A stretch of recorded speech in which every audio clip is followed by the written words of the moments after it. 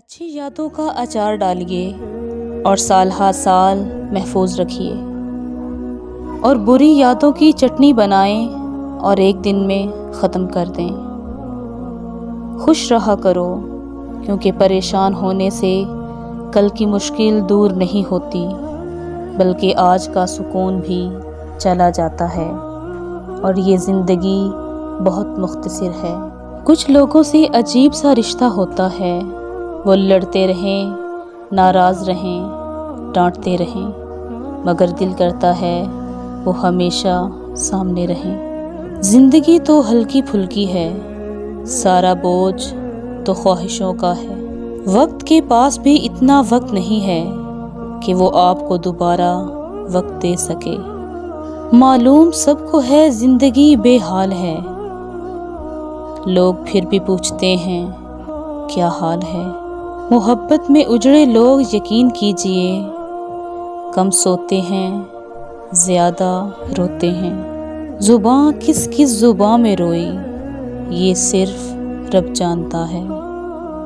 زندگی ملی ہے عبادت کے لیے، یہ وقت گزر رہا ہے کاغذ کے ٹکڑے کمانے کے لیے۔ نہ کفن میں جیب ہے، نہ قبر میں الماری، اور کمال کی یہ بات ہے کہ موت کا فرشتہ رشوت بھی نہیں لیتا۔ امام حسین رضی اللہ تعالی عنہ فرماتے ہیں، اگر تمہیں شدت سے غم ملے تو میرے غموں کو یاد کر لیا کرنا، تمہارے غموں کا وزن کم ہو جائے گا۔ کسی غریب کو تنگ مت کریں، تیری طاقت پیسہ ہے اور اس کی طاقت اللہ ہے۔ نہیں تم سے کوئی شکایت، بس اتنی سی التجا ہے، جو حال کر گئے ہو کبھی دیکھنے مت آنا۔